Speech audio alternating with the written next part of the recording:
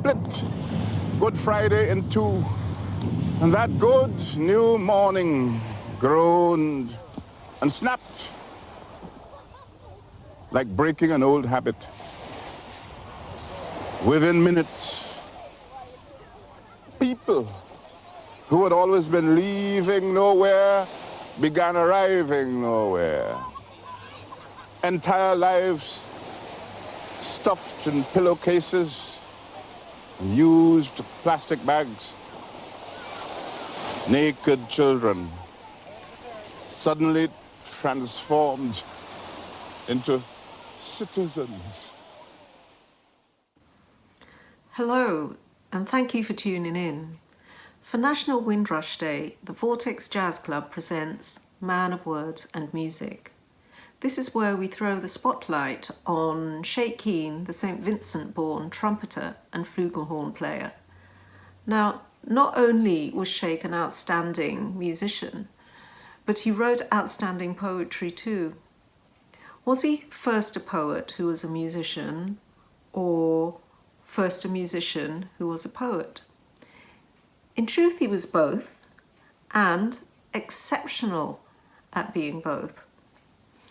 As Windrush Day commemorates post-war economic contributions made by pioneering generations of West Indians, particularly in the services of the NHS and London Transport, it is also a good opportunity to remember the artistic and creative contributions they made to British culture, lest they be forgotten.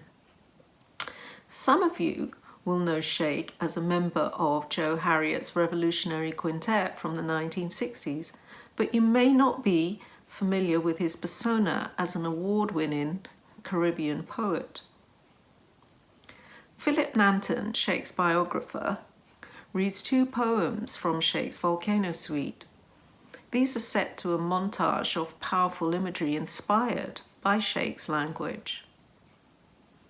Then to round off, we have Man of Words and Music, which is a short film shot on a beautiful summer's day with Kevin Legendre, the broadcaster, and Sheikh's son, Roland Ramanan, discussing Sheikh, the man, his music, and the legacy.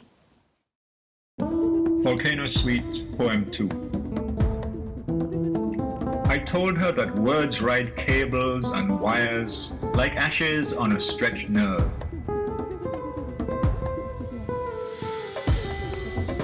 An ash-dead wind snores from the north, astonishes a disabled dog, gutter-shocked.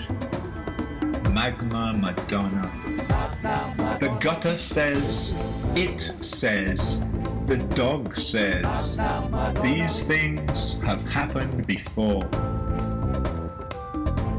But the old prophetess, sweaty white-collared dress, damaged blue, yellow magma in her nostrils, footsore, swears this is as new as the end of the world. She saith, this earth you standing upon is polulous, rotten to the core.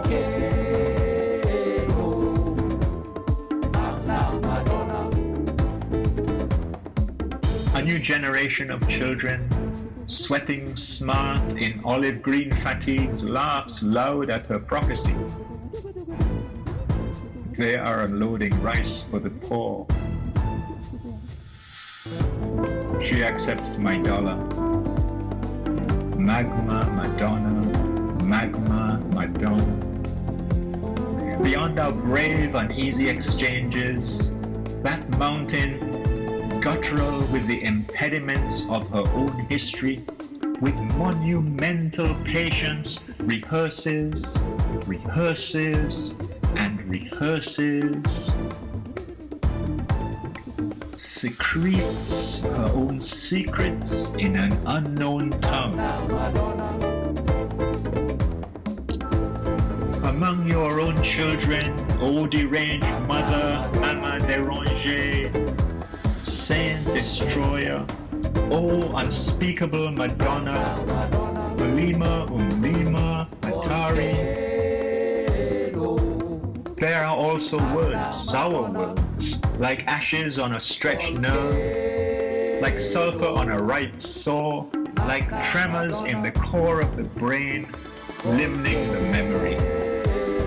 Madonna, Madonna, Madonna, Laracai, Turuma, Tourbillon, Mia Domine, Montpellier, Laracai.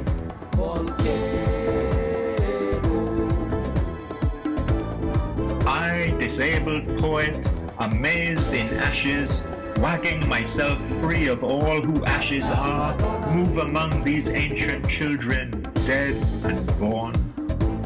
Fleshed in memory, born today, tomorrow in 1812. Move, asking for words, spluttering simple syllables like love, like caring, daring to suppose that from now on it will be impossible to recollect my life without the knowledge of certain words. Magma, ejectamenta, Laracai, Madonna, Madonna, Madonna. I had not realized how similar our private lives are at the camps. The same washing, same diminutive underwear, same night dresses in cheap tablecloth patterns from Alexander's in Brooklyn. How similar, therefore how unprivate. Next Christmas, I shall buy my linoleum in broad daylight so strangers can laugh beforehand at my preferences and love me on that morning. At the camps, I realized that our lives pivot themselves on just a few simple questions. Child, can you breathe? Who damn well stole my butter vanilla sweet biscuit? Children, how many times I must tell you to say thanks when strangers helping you? Ma, where is Saudi Arabia? Teacher, if school come back, you will tell us how many constituency it have now in our state? Oh, and where Sumatra is? Is it safe to drink water?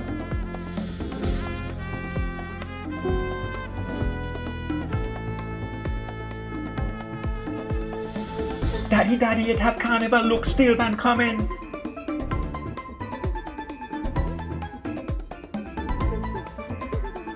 You call this food? How your jeans dirty so quick? Mr. Sir, I like Miss Jeans Duncan.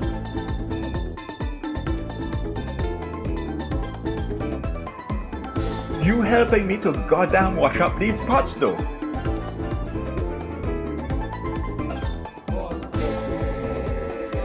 Bajo boy, you think I didn't see you and Tonya last night?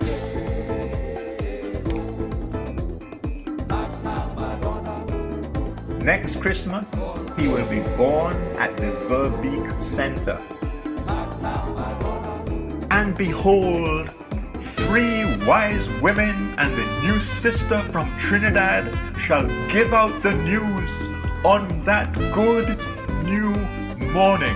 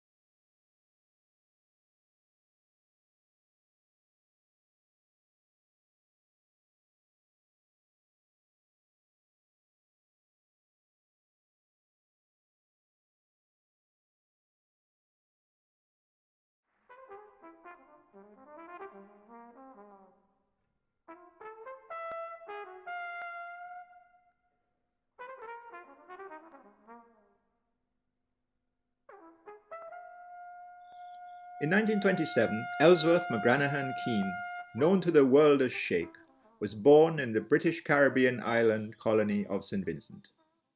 His early life was in some ways typical of that colonial period, but in others also very different. His parents, Charles and Dorcas Keane, lived in the island's capital, Kingstown, and he was the fifth of their 7 children. You could say that the family lived on the edge of poverty. His father worked as a plantation overseer and was at one time a corporal in the island's police force. So, from this background, you can guess he was a strict disciplinarian. The fact that he drilled the entire family into playing a musical instrument was a distinguishing feature of the household. Charles taught Shake how to hold the trumpet and read music before allowing him to put the instrument to his lips. Besides a belief in discipline, like many Caribbean families, the Keanes were regular church-going Methodists. Charles was determined his children should better themselves, and the way to achieve this was through music and formal education. But when Shake was 11, disaster struck the family. His father died suddenly. Confronted with this family catastrophe, like all the other family members, Shake had to work to help sustain the household. But it had become quickly apparent that Shake was musically gifted, and soon he was marching in the island's Boys' Brigade band, even if, when he played with them, he had to run to keep up with the longer striding members of the band. When a little older, he tells the story of playing in the evenings all around the island to earn his keep with popular dance bands, while he was the only band member in short pants. It even fell to him as a schoolboy to play the last post on ceremonial occasions in front of the island's statue of the unknown soldier, called the Iron Man, in the center of Kingstown. But Shake was not only a gifted musician, he was also a bright student at school. He won a scholarship to the Boys' Grammar School, the island's main secondary school. It was here he discovered a love of literature by reading widely. And this was a time when there was little entertainment to be had outside of the home. So he started writing stories and poems to amuse family and friends. As a result, his school friends started to call him Shake, the name short for Shakespeare. One friend at that time claimed he was a person who could convince you of anything. After he graduated from secondary school and a short spell of work in the island civil service, he returned as a pupil teacher to his old school, where he taught for 5 years. His subjects were music and French, for which he had developed quite an aptitude. He also found time to organize a school choir and a school band. While still a secondary school pupil, his approach to learning French was quite innovative. He supplemented his formal French lessons by getting into conversation with visiting mariners from the French islands of Martinique and Guadeloupe. And he also tuned into French-speaking radio stations, beamed from abroad to improve his language skills and vocabulary. At this stage of his life, it's fair to say, Shake was more excited by literature than music. By the time he left for England at the age of 25, he was already a published poet with 2 collections of poetry to his name. He had published poems in regional literary magazines and on the famous BBC radio program Caribbean Voices. He was the author of 2 articles on Caribbean poetry in BIM, the well-known Barbados literary magazine. And so, as a budding literary analyst and poet, he told anyone who cared to listen that once he got to England, he intended to study literature at university. As it turned out, life in London had very different plans for him. Hello, I can't quite remember when I first heard Sheikh Keane, but it was in my own early days of a developing interest in jazz. At that time, of course, I was listening to a lot of the great American jazz trumpet players, such as Miles Davis and Clifford Brown. But here I heard some of the British trumpet players like Les Condon and Jimmy Duker and Sheikh. And in fact, it was Sheikh that I loved most of all, because I found his playing to be remarkably free of stock cliches. And in other words, he was a very original player. As I said, I don't know when I first heard him, but it was most likely would have been with the Joe Harriott quintet that Joe had at the time. I may have heard, first of all, Sheikh playing with Joe on the radio, also maybe on a visit to my hometown in Leicester. But in particular, I can remember that Joe's quintet was the support band on a tour of Dave Brubeck. And Joe was very brave because at this time he'd been experimenting with free-form improvisation. In fact, I believe Joe was the first person to call that kind of music free-form, which of course was adopted all over the world for a description of a lot of free improvised music. The quintet would play ahead and then just play free. And I think this was playing to a conservative audience at the time, a Dave Brubeck audience. I think this was quite a brave thing to do. Of course, anyway, I really enjoyed it. And then when I came to live in London in 1963, Joe's quintet had a residency for a while at the Marquee Club, which at that time was sited beneath the Academy Cinemas in Oxford Street. Yes, the Marquee Club. Anyway, I used to really enjoy that quintet. And then a bit later that year, 1963, I did one of my early professional jobs as a trumpet player, playing for the Gillian Lynn Dance Company at the Edinburgh Festival. And one day I was walking along the famous Princes Street, and I saw walking towards me Coleridge Good, Joe Harriott's bass player, and Sheikh Keane. Now, I'd met Coleridge Good at that point and a couple of times, and he introduced me to Sheikh, and in the process he flattered me by introducing me to Sheikh, saying, "This is that trumpet player I told you about." So I did feel flattered. Of course, after that period, he emigrated to Germany along with many other British musicians of that period in order to work with the great German band leader Kurt Edelhagen. And along with Sheikh went Jimmy Duker and Ronnie Stevenson and a few others. Anyway, years later, when that came to an end, that Kurt, his contract with the WDR radio station in Cologne ran out, so Sheikh came back to live in England. And at that point, I did meet him a couple of times by working with him on some sessions, recording some music by composer arranger Herman Wilson. And then not long after that, of course, he left England altogether and went back to his home island of St. Vincent in the West Indies. And I remember at that period seeing him on television once, standing on a beach with blue sea and palm trees and golden sands and all that lovely stuff. And he's standing there holding a flugelhorn and reciting one of his own poems. The first time I heard of Sheikh Keane was on a track called Bayonga from my album, a compilation called London is the Place for Me. And I was blown away by his trumpet playing, his accuracy, his bounce, his rhythm, his tone, his energy, and his feeling that came through the horn. Years later, I also learned of his playing in Joe Harriott's quintet and also in his classical playing that was recorded as well in London. And I had also heard about him in conversations with Russ Henderson many, many years ago. It was only recently that I learned about his extensive poetry as well. So to know that he was such an expressive artist in different media as a Caribbean musician is really inspiring for me And it's something that I hold dear and with lots of admiration when I think of the genius, the man, Sheikh Keane.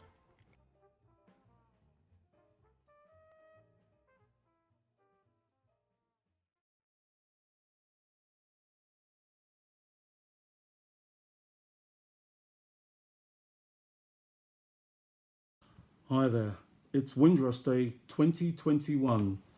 My parents arrived in 1958 from the Carry-wee Beyond, as my father would call it. We know it as Jamaica. His first impressions were, they told us the streets were paved with gold, but in fact, it's cold. This short film is a conversation between Kevin Lejeune and Roland Ramanan. Here they talk about Sheikh, his life, his music, the legacy through some of his music. Sheikh arrived in London like many others, following on the heels of other Caribbean migrants who arrived on the Empire Windrush in 22nd of June 1948. Unlike many of the migrants who came to Britain, he was a published poet, well-read, read music, played the trumpet and spoke French. He found himself in a hub of Caribbean writers, Sam Selvin, V.S. Naipaul, Edward Camus, Braithwaite and George Lamin. He seemed to move between literature and music quite easily and couldn't resist being part of Joe Harriot's revolutionary band in the 1960s. One thing for certain, Sheikh never received the recognition he deserved. Time to present to you Man of Words and Music. Mysterious people ordered other mysterious people to go to mysterious places immediately. Oh, I wondered about the old woman who had walked back to hell to wash her Sunday clothes.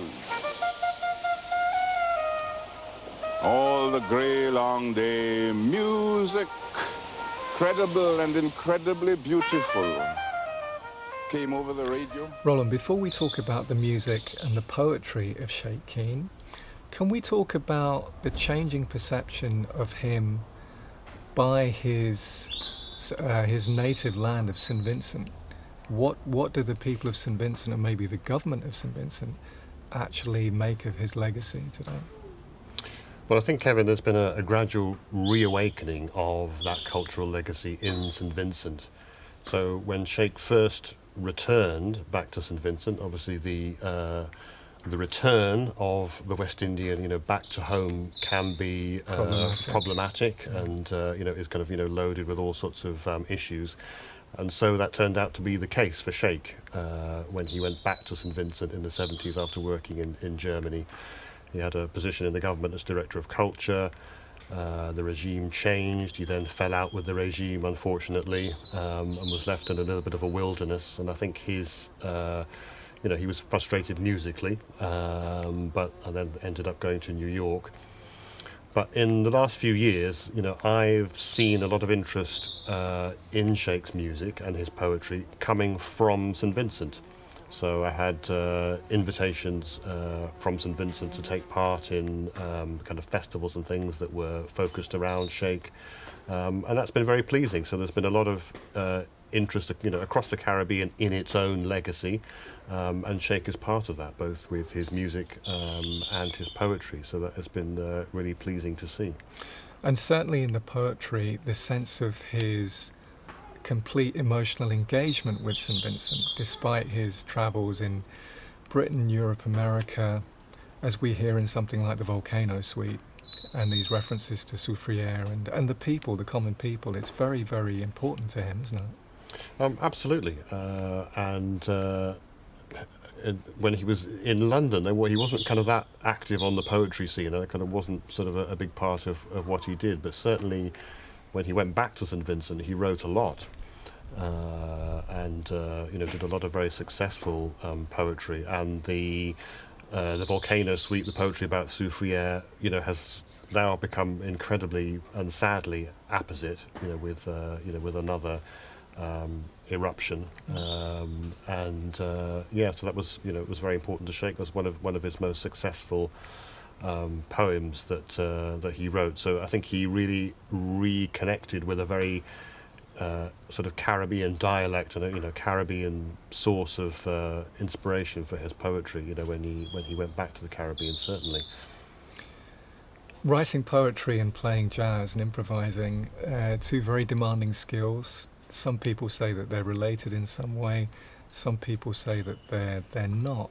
How do you feel that he negotiated and kind of managed these two aspects of his artistic life, being a poet and a jazz musician?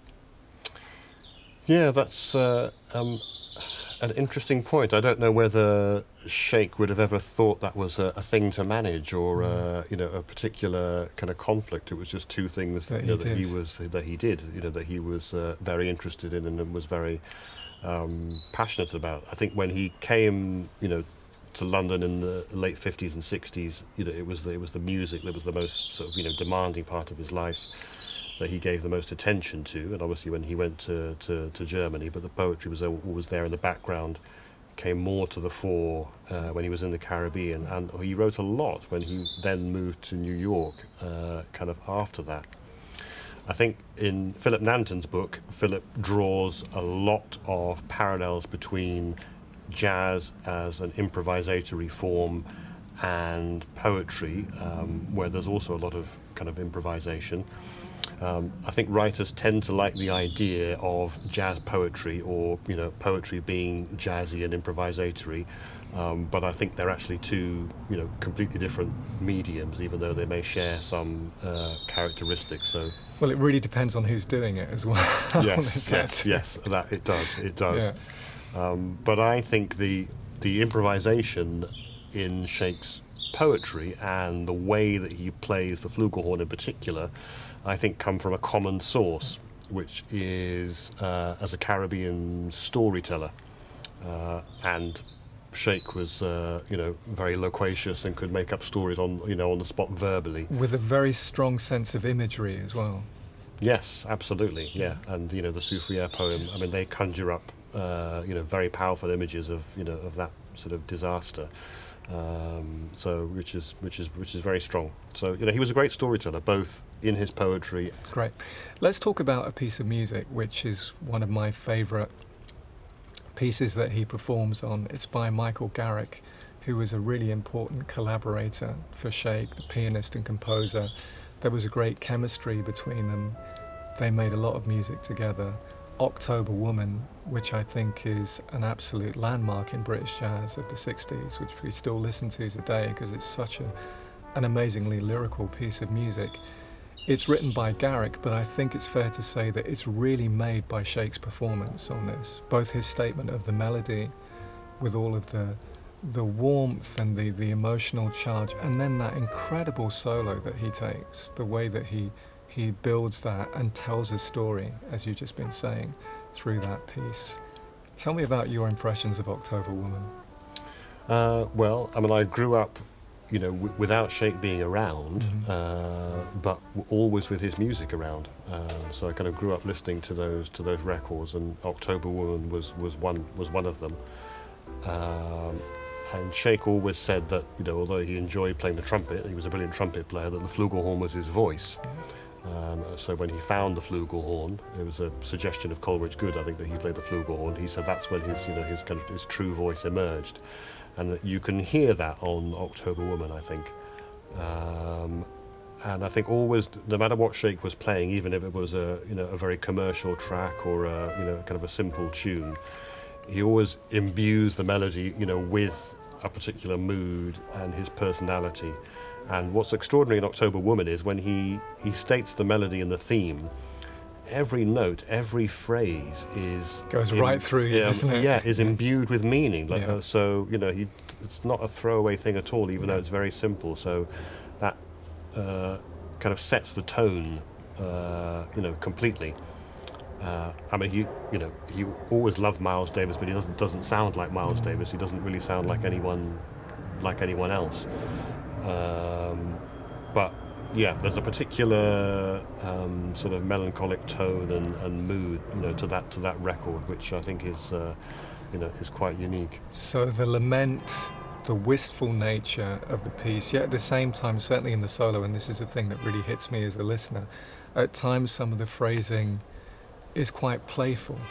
There's almost a kind of a childlike innocence that he manages to bring to the table through these quirky little phrases, which, in terms of creating like a real range of moods, like building from the sort of original statement, I think it's really masterful, and one of the great examples of what you can do as an improvising musician to give the listener the fullest possible experience as possible. Yeah, I mean, Sheikh is very interesting as a musician, as a player, because he didn't really necessarily try to fit into the mould of a kind of hard bop jazz trumpet player. Yeah.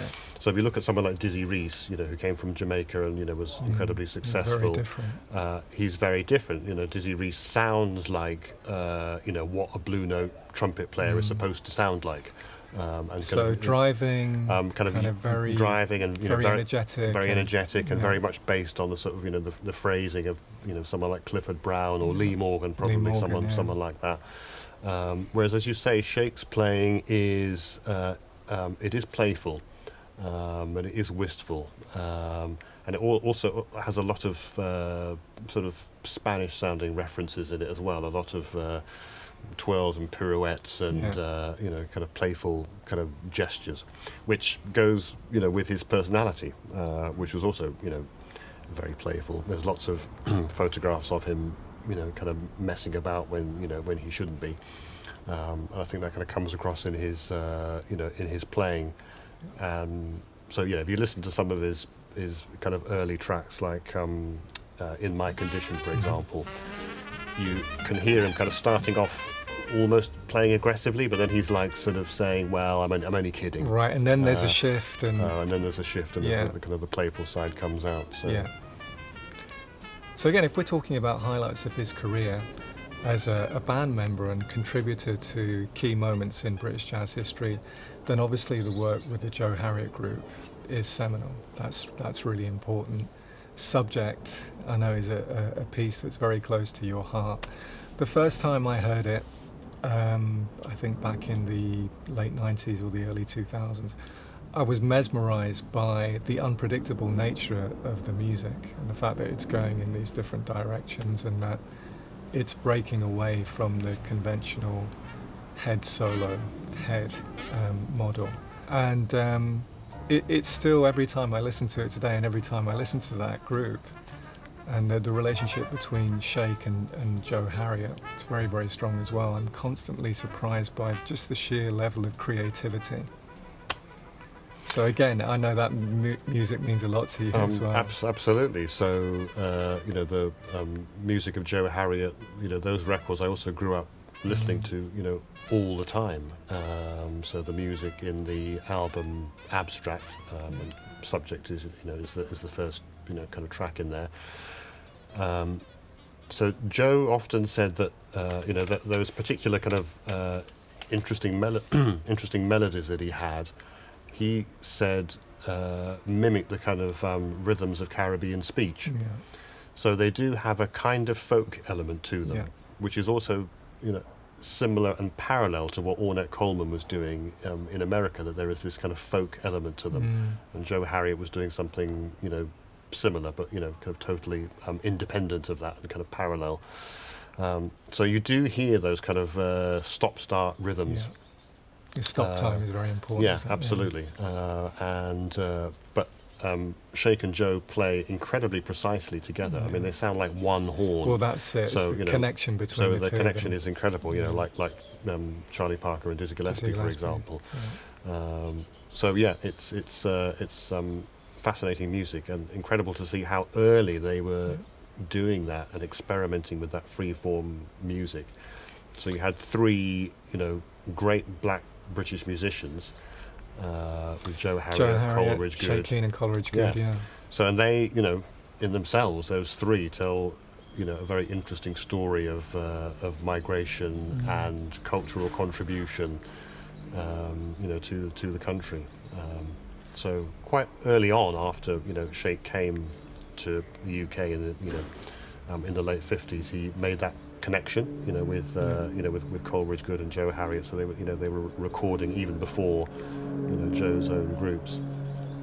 If we come back to his poetry, just to maybe make a little bit of a cross-reference, I mean, that's the time as well, the late 50s, where you've got Caribbean Voices, where it was happening a bit earlier than that, and he was involved in that very important radio program, which is providing a platform for Caribbean literature. And you've got people like Sam Selvin, George Lamming, these really, really trailblazing writers from the Caribbean.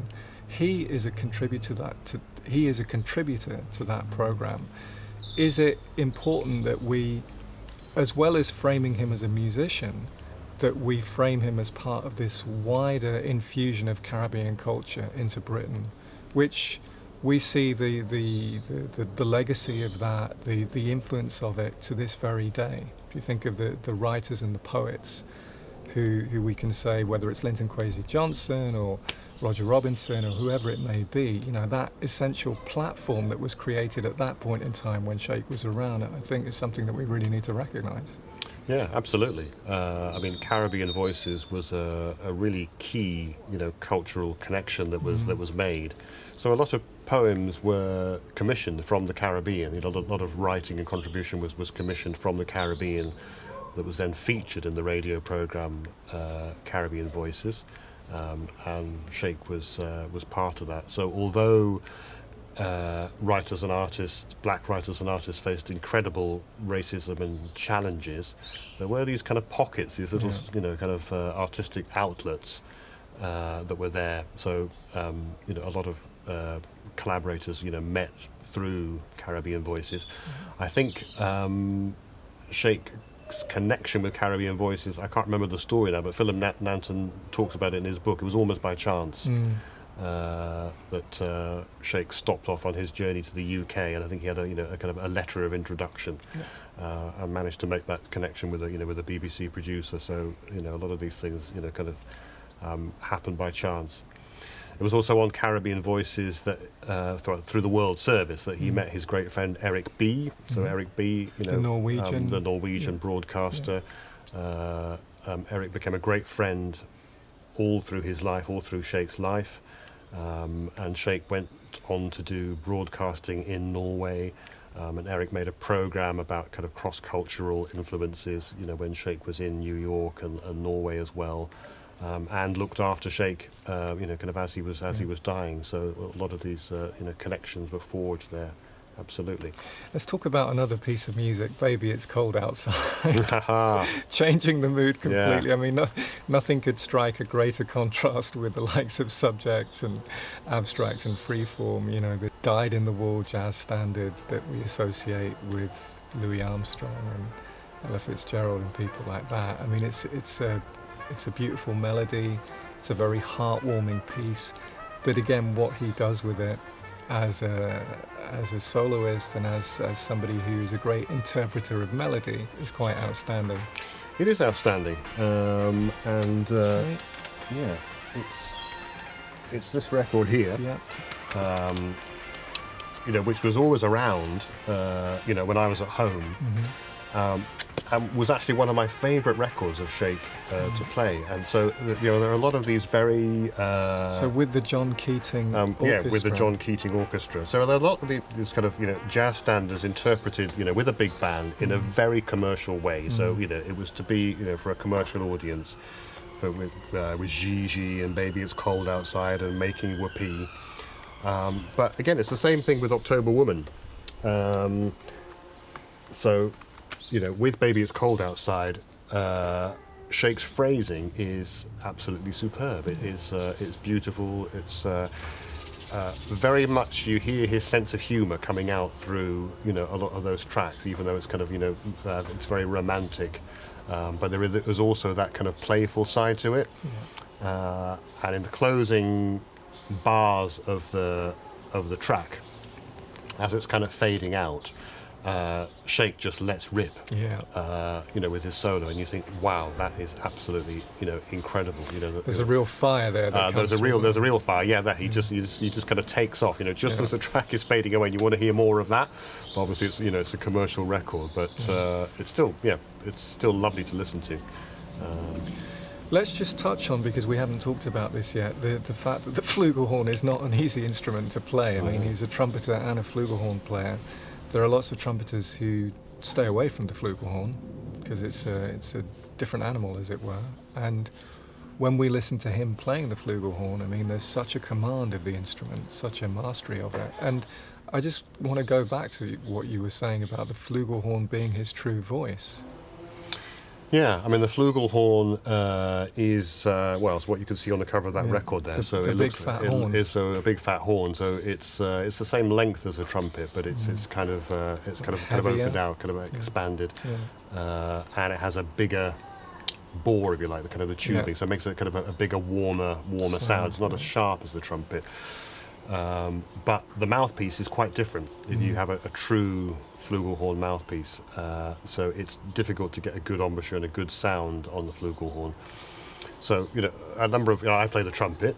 A number of people say to me, "Oh, your dad played the flugelhorn. Why don't you play the flugelhorn as well?" I said, "Well, I've got enough trouble, just trying to play the trumpet. Thank you very much." But Sheikh was able to use a true flugel mouthpiece and get the true flugel sound. He had a mouthpiece specially made for him. Some trumpet players do cheat a little bit. And they basically use a trumpet-style mouthpiece on the flugelhorn, but Sheikh didn't do that. Yeah. So he was able to produce this beautiful sound, and it's absolutely unmistakable. So, whenever you hear Sheikh playing anything on the flugelhorn, the articulation is superb. The articulation, but also just his tone is, instantly recognisable. So although Sheikh was not particularly an innovator as a trumpet player or a jazz musician, but he was a great stylist.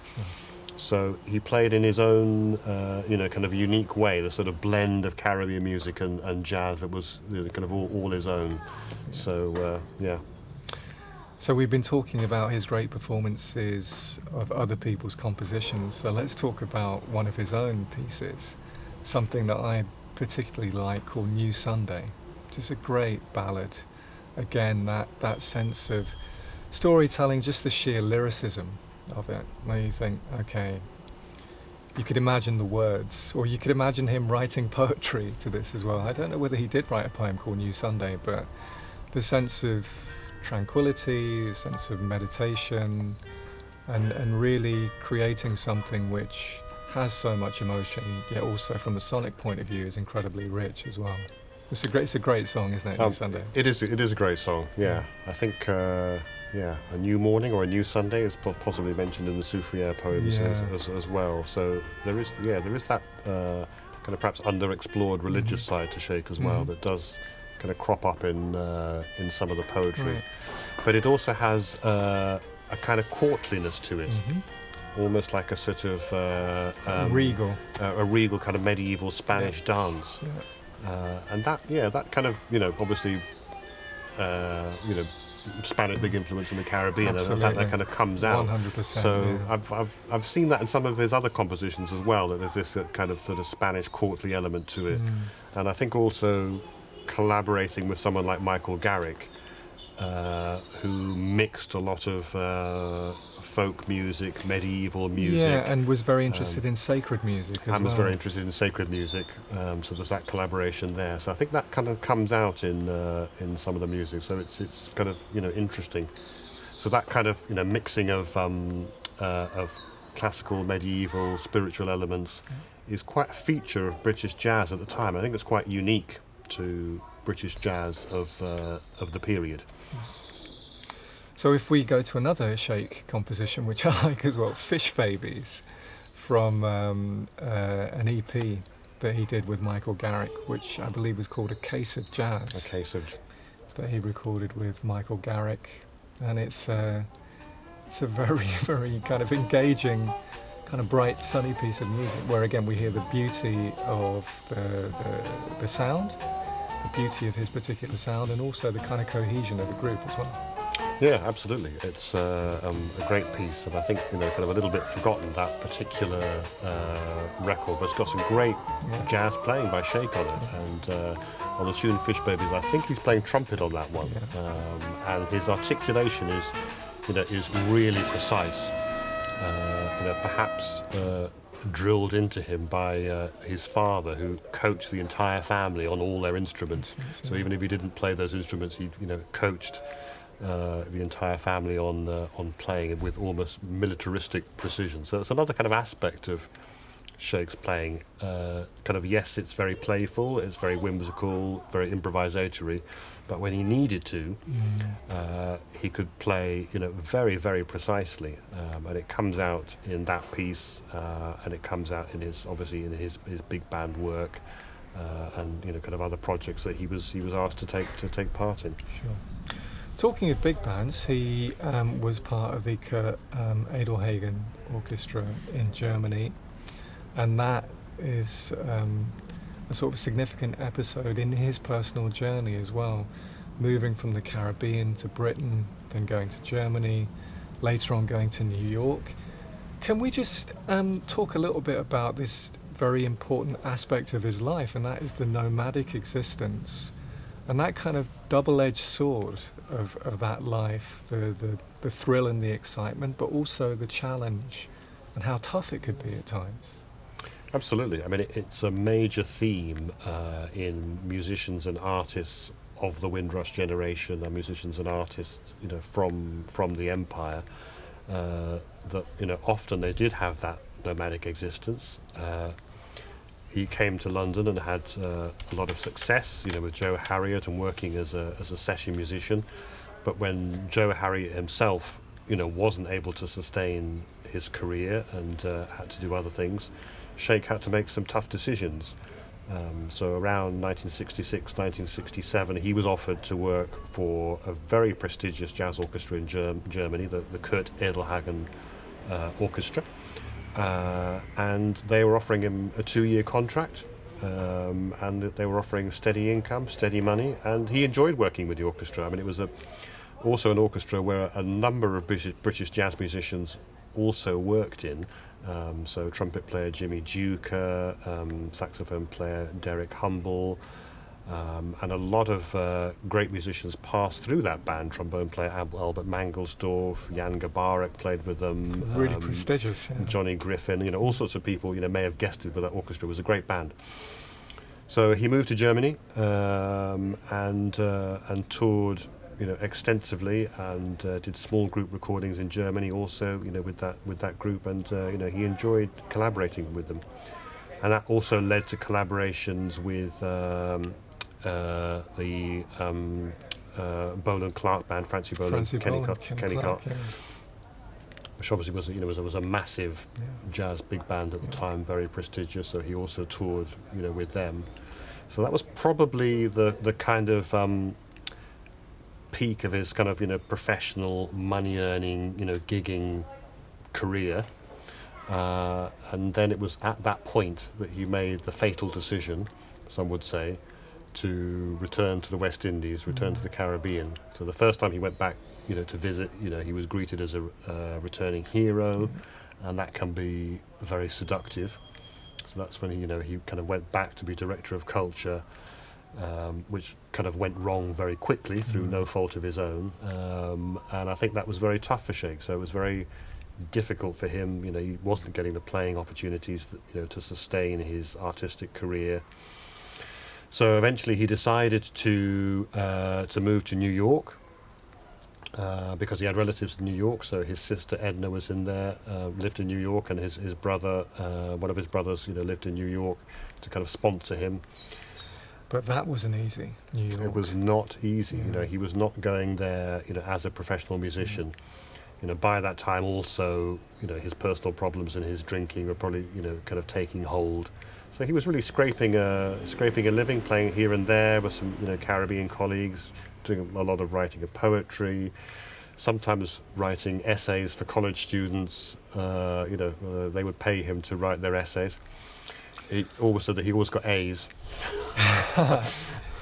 But we also have to factor in changing fashions in the music industry and in jazz as well, and how musicians from one generation can fall out of favour, especially if they've done something which is quite adventurous, which hasn't been recognised to its full extent, and then there's another decade that comes along, another crop of players who become lionised, as it were, and being an older musician and staying relevant isn't easy, is it?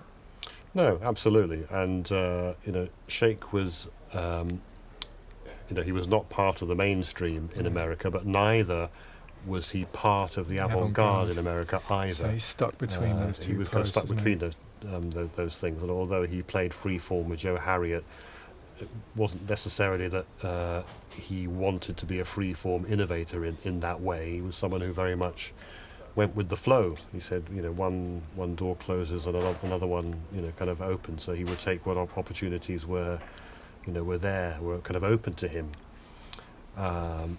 Luckily, he managed to survive. He maintained links with some colleagues.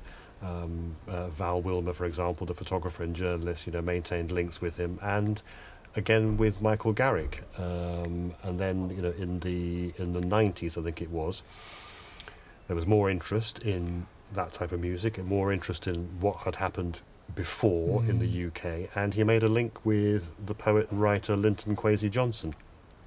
And he recorded for his LKJ label. He recorded for his label, and then that facilitated visits back to London, which was almost the first time I met him as an adult. So, you have to remember that he left London just after I was born.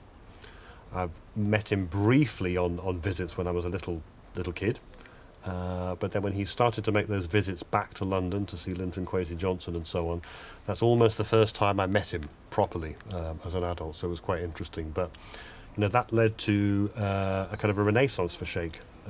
So he did some concerts with Michael Garrick, with Linton Kwesi Johnson, and there was I think it was the BBC or Channel 4, I can't remember, the Rhythms of the World programme did a programme that featured Linton Kwesi Johnson and Sheikh, and kind of looking at those cross-cultural connections, between a younger writer and artist and Sheikh as an older part of that Windrush generation, and kind of what that meant. paved the way for him. Absolutely, yeah, definitely. Talking of which, let's sort of round off bringing things up to date. Can we look at this really lovely photograph that you brought? I think it's buried under this stack of albums. Yes, it is. Where there's a young you on stage with Sheikh. A younger me. At the King's Head in Crouch End? The King's Head in Crouch End, and which is a regular kind of jam session. It's a very long-running one. And bass player Coleridge Good, who's in that picture there, is someone who's been instrumental in kind of running that jam session. So on one of Sheikh's visits, I went along to play next to Sheikh, which was quite terrifying. Did you feel intimidated? A little bit, but mainly because I play mainly improvised music. But the guys there, they know every tune. So they'll say, okay, let's we're going to go into Moonlight in Vermont or Stomping at the Savoy or whatever, and they know all the changes and everything. And of course Sheikh does, as well. So I made a couple of requests to play, some simple tunes like Green Dolphin Street or whatever that I was a bit more familiar with. But that was a lovely experience, to do that. So, to kind of make that connection and to actually...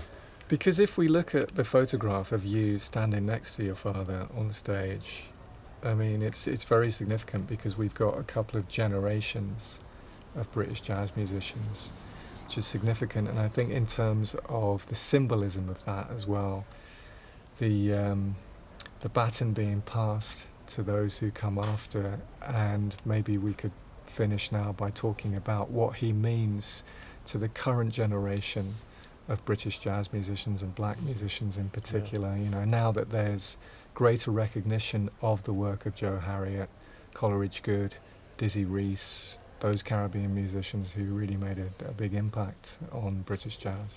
Absolutely. I mean, around the time that photograph was taken, of course, you had the rise to prominence of Courtney Pine and the Jazz Warriors, and all of those musicians were really interested in Black British heritage, the Black British heritage of of their music, and they went out of their way to to seek out Coleridge Good and to find out about their music.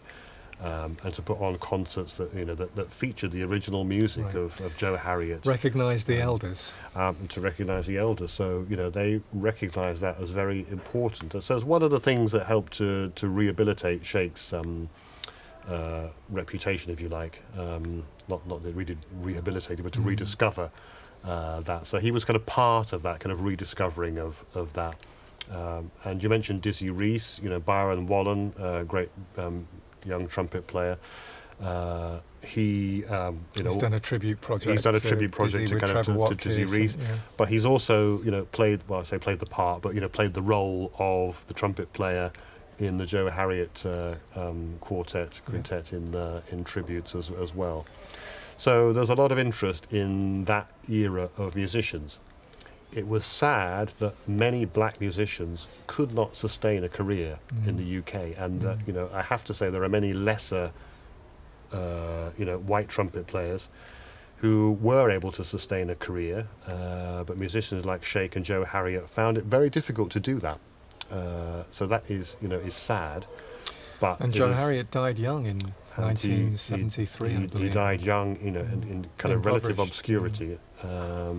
However, there is now, much more recognition of their music, and I think it's really positive that young black musicians are rediscovering that music, and it's important to them, and it's important to that wider story, and that wider story of the empire, the music that came here and distributed itself around the world, is very important. The wider story is the key thing, because I think for us as members of the Black British community who obviously know about the history of the Windrush and everything that represents, it's really, really important to recognise all of the culture that underpins that, which was happening before the Windrush, instead of reducing the Windrush to one particular narrative, that people came here to help rebuild the economy.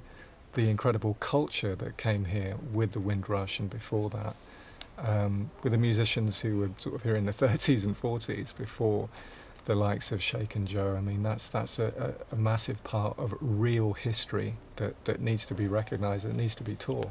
Absolutely, and the Windrush is a double-edged sword in a way, but it's a particular inflection point in history, but it's not the beginning or the end of the story. Yeah. So I think it's really important to recognise all the culture that was happening in the islands before anyone, before the Windrush came, and afterwards as well. So, absolutely. Long may it continue. Roland, it's been a real pleasure. Absolutely, as always, Kevin. After a dream of rancid hope and Guyana rice, I awoke to hear that the nation had given itself $200,000. The leaves of my plum tree did not glisten when wet. An old friend phoned from Ireland to ask about the future.